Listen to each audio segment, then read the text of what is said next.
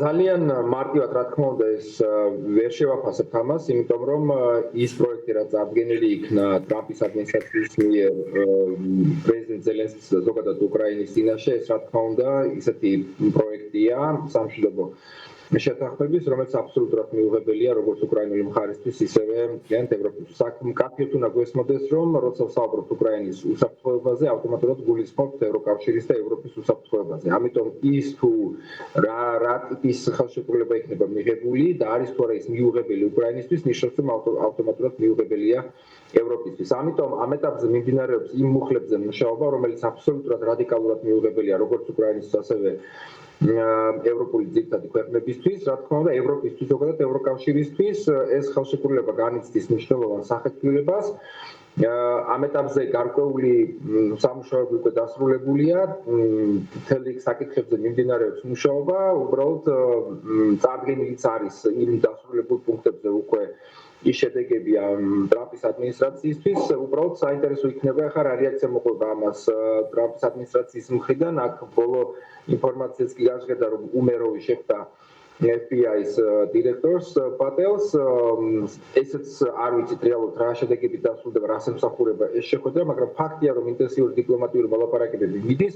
ჩემი გადმოსახედიდან რომ შევაჯამო ნებისმიერი ხელშეკრულება, რომელიც ფუნდამენტურად ეწინააღმდეგება ევროპის უსაფრთხოების მოთხოვნებს და ასევე ფუნდამენტურად ემსახურება უკრაინის მოთხოვნებს, ის ვერ იქნება მიღებული. არ დავაუწყდეს ამავე დროს რომ ძირითადი მუხლები, რაც აი ეს 28 პუნქტიანი ხელშეკრულების, რაც ადრე იქნა წარდგენილი, ასევე პრეზიდენტ პუტინის მიერ აპრიორი იქნა უარყოფილი, მან თქვა, რომ ნებისმიერი ხელშეკრულება, ანუ არც ერთ შემთხვევაში ის მუხლები არ განიხილება მოსკოვში, რომ ეს მუხლები უნდა შეიცვალოს და შესაბამისად ნებისმიერი ცვლილება მისთვის იქნება მიუღებელი. ეს ასევე დაადასტურა ლავროვმა. ასე რომ მე ძალიან სკეპტიკურად უყურებ ზოგადად ამ შეთანხმების დადების პერსპექტივად ნახოთ. და ასევე სხვადასხვა მედია, მათ შორის საერთაშორისო და ადგილობრივი აქტიურად წერს იმის თაობაზე, რომ კრემლი მოითხოვს დონბასის რუსეთის ნაწილად აღიარებას და სწორედ ეს არის ალბათ ერთ-ერთი ყველაზე რთული საკითხი, ხო, მოლაპარაკების პროცესში. თავის მხრივ, უკრაინის ხელისუფლებამ არაერთხელ განაცხადა, რომ საკუთარი ნებით არ დათანხმდება ტერიტორიების დათმობას. თუმცა, აი თუ კი პროცესში შევიდეთ ჩიხში, როგორ ფიქრობთ, მოუწევს თუ არა მაინც უკრაინას დონბასის დათმობა ან რაიმე ტიპის კომპრომისული ნაბიჯების განხილვა? იცით რა, აქ მთავარი პრობლემა არის რეალური უსაფრთხოების გარანტიები, რეალური უსაფრთხოების მექანიზმები, რომელიც ამ ეტაპზე არ არსებობს. ახლა როცა ჩვენ საუბრობთ მთლიანად იმ დარჩენილი დონბასის ტერიტორიის დაბრუნებაზე, აქ უნდა გავითვალისწინოთ, რომ იმ ტემპით, რა ტემპითაც რუსეთი ახლა შეტევაში იმყოფება და რა ტემპითაც ის კარგავს თავის ჯარისკაცებს ყოველდღიურად, ის დანაკარგი რაც მას გააჩნია, ამ ტემპით თუ გამოვიანგარიშებთ, რამდენი დღე დარჩება მას მთლიანად დონბასის ასაღებად, გამოდის, რომ დაახლოებით ის ჯარი, რაც მას ის არმია, რაც მას ყავს ახლა უკრაინის წინააღმდეგ გამოყვანილი, იმის ნახევარი, როგორც მინიმუმ, იმ დარჩენილ ტერიტორიაზე უნდა განადგურდეს.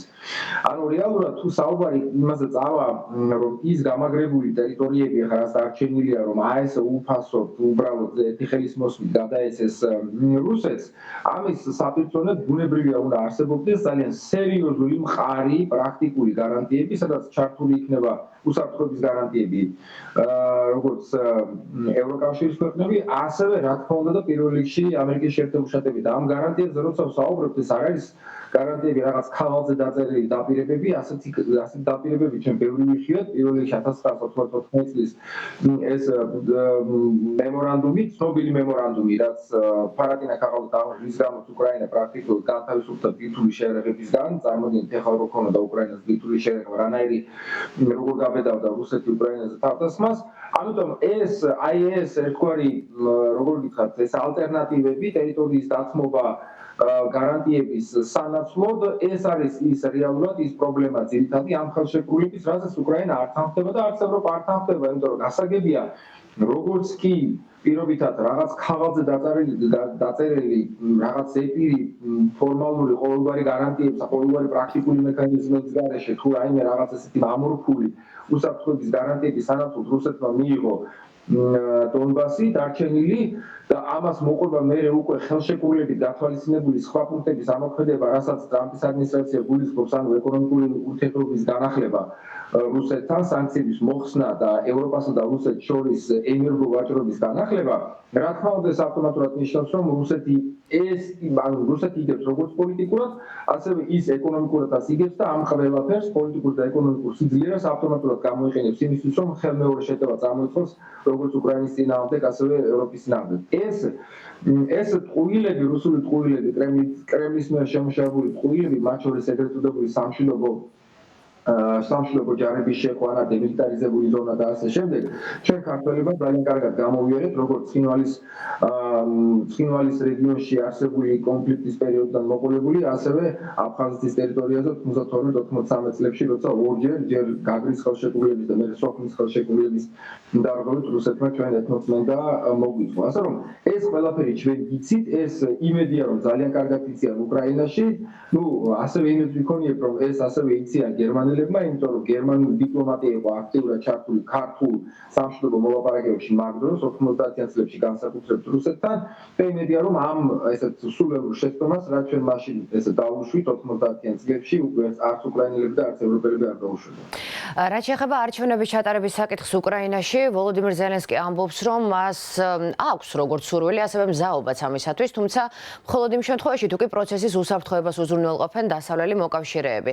თქვენ როგორ გესახებათ, ბატონო ლაშა, არჩევნების ჩატარება ომში მყოფ ქვეყანაში? ეხლა ნებისმიერი ადამიანი, რომელიც ამ თემას წამოწევს დღის წესრიგში, ბუნებრივი ის არის ძალიან შორს არის როგორც რეალობისგან, ისევე ზოგადად საღა აზროვნებასთან საკმაოდ შორს არის. წარმოუდგენელია ომში მყოფ ქვეყანაში ჯერეთი ნორმალური საარჩევნო გარემოს უზრუნველყოფა და მეორე, რა თქმა უნდა, როგორც თქვენ ახსენეთ, ეს არის საარჩევნო პროცესის უსაფრთხოების უზრუნველყოფა, იმიტომ რომ ვიცით რა, რომ რუსეთი ნებისმიერ ასეთ თავშეკრების ადგილს მნიშვნელობა არ აქვს მისთვის ეს რა ადგილი არის, სად იმყოფება სამხედრო ობიექტთან ახლოს თუ საერთოდ სრულიად სამოქალაქო ობიექტი არის, ის ყოველთვის იყენებს აი ასეთ ადგილებს იმისთვის, რომ მოახდინოს სამხედრო დაბომბვები და რეალურად შეტევები განახორციელოს სამშვიდობო ინფრასტრუქტურაზე და განსაკუთრებით მშვიდობიან მოსახლეობაზე. რუსეთს აქვს შემუშავებული ეს სამოქალაქო ტერორის სტრატეგია და მე საერთოდ არანაირი ილუზია არ მაქვს, რომ აი ესეთ ეგრეთ წოდებული არჩევნების პერიოდში რუსეთმა გამოიყენოს აი მსგავსი შემთხვევები იმისთვის, რომ გაანახსენოს და კიდევ უფრო გაზარდოს თავისი ტერორი. ეს რა თქმა უნდა არის აბსოლუტურად საღგონებასთან ძალიან შორს მდგარი იდეა. უბრალოდ გასაგებია ეხლა რომ როცა პლანეტაზე სუპერ სახელმწიფოს ხელმძღვანელი მაინც ამ იდეას უჭერს მხარს, რომ გარკვეულწილად ამას პოლიტიკური პასუხი უნდა მოყვეს. ჩვენ ასევე გვესმის, რომ ამ ეტაპზე არ არსებობს ზელენსკის რაიმე ალტერნატივა, კონდიცია ალტერნატივა როგორც პოლიტიკური ფიგურა უკრაინაში. ეს არჩევნების პრობლემა ესმით ასევე ევროპაში და მგონია, რომ თუ ამ საკითხს შესაბამისი ფორმულირება მიეცა მთელი თავის დასაბუთებით, ძალიან მალე შეიძლება ისევ იქნას მოხსნილი დღის წესრიგიდან, როგორც ეს რამოდენიმე თვის წინ მოხდა, როცა ტრამპმა წამოაყენა თავდაპირველად დღის წესრიგში და შემდგომ ისევ დაივიწყა წარმატებით ეს საკითხი. ეხლა ალბათ ისევ შეახსენეს და ისევ გამოაგორა ეს საკითხი. მგონია, რომ ამას ისევ შეეშვება ძალიან მალე. ხო, და ამ პროცესების პარალელურად უნდა ითქვას, რომ უკრაინაზე რუსული იერიშები არ წყდება და შეიძლება ითქვას, რომ სულ უფრო და უფრო ინტენსიურიც კი ხდება ბოლო დღეების განმავლობაში. და მართალია ბოლო პერიოდში კონტინენტმა ვთქვათ, მეტად აიღო პასუხისმგებლობა რუსეთის ომზე უკრაინაში და მეტიც გაიღო კიევისთვის. თუმცა ფიქრობთ თუ არა, რომ საჭიროა თავდაცვითი დახმარების კიდევ უფრო გაძლიერება ევროპის მხრიდან? რა თქმა უნდა, თქვენ თუ შეხედავთ მთლიანობაში როგორ მოხდა ამერიკული დახმარების ჩანაცვლება ევროპელების მიერ, ეს ძალიან კარგი ტრენდია, მთლიანად პრაქტიკულად ამერიკა ეხლა არანაირ დახმარებას არ აწვის, ანუ საუბარია იმაზე, რომ არ აწვის საკუთარი, ასე ვთქვათ, ნებით, კეთილნებით, არამედ ის ყიდის შეიარაღებას აი ამ Pearl-ის ევროპული პროგრამის ფარგლებში, როცა ევროპელები ყიდულობენ ამერიკულ შეიარაღებას გამოყოფილი თანხების მეშვეობით. მაგრამ ის რაოდენობა, რაც მთლიანობაში გამოიყოფა, წელს ყოველ შემთხვევაში 25 წელს რა მაჩვენებელიც არის, ის საგრძნობლად ჩამოუვარდება იმ მაჩვენებელს, რაც მაგალითად წინა წელს იყო 2020 წელს და მთლიანობაში დაახლოებით 10 მილიარდით ჩამოუვარდება. ანუ რას ნიშნავს ეს? ეს ნიშნავს იმას, რომ ერთი რომ უკრაინას ისედაც არ აქვს საკმარისი შეიარაღება იმისთვის, რომ წარმატებით საჭირო დოზით განახორციელოს არა მხოლოდ თავდაცვითი, ასევე შეტევითი ოპერაციები და მეორე ეს კიდევ ერთხელ გამოხატავს იმას, ეს არის ევროკავშირის ზოგადად მთლიანად დასავლეთის პრობლემა, რომ დასავლეთი არ არის ჩამოყალიბებული სტრატეგიულად რა მიზნის მიღწევა არის, ანუ რა მიზნის მიღწევა სურს დასავლეთს ამ სამხედრო დაპირისპირებაში. სურს მას რუსეთის დამარცხება თუ სურს მას უბრალოდ რუსეთის შეკავება უკრაინის ფრონტზე. ეს ორი განსხვავებული მიზანი არის, თუ ჩვენ საუბრობთ რუსეთის დამარცხებაზე, ბუნებრივია ის დახმარება, რაც არის გამოყოფილი უკრაინას, აბსოლუტურად არ შეესაბამება იმ საჭირო რაოდენობას, ხოლო თუ ჩვენ საუბრობთ იმაზე, თუ რა რაოდენობის შეერაღება და რესურსები უნდა იქნას გამოყოფილი იმისთვის, რომ წარმატებლად იქნას შეკავებული რუსული შეტევა უკრაინაზე, ამ შემთხვევაშიც უარყოფითი პასუხი უნდა გაქცეთ, უბრალოდ რა თქმა უნდა, აქ შედარებით მოკრძალებული იქნება ჩემი კრიტიკა, იმიტომ რომ რასაც ცდილობენ ამ ეტაპზე ევროპელები განსაკუთრებით იმ რადიკალური ცვლილების ფონზე, რაც მოხდა ამერიკაში, ანუ ადმინისტრაციის მიერ პოლიტიკის რადიკალური ცვლილების ფონზე, ეს მისასალმებელია, მაგრამ მიუხედავად ამ ცვლილებისა, მაინც ევროპელები ამ კრიტიკას მაინც არ შევეშვები, მაინც იზიანებენ და საჭიროა რომ ის ძალისხმევა, რაც მათ გამოიჩინეს, კიდევ უფრო გაძლიერდეს იმისთვის, რომ უკრაინამ გაძლოს, როგორც მინიმუმ კიდე 1-2 წელი.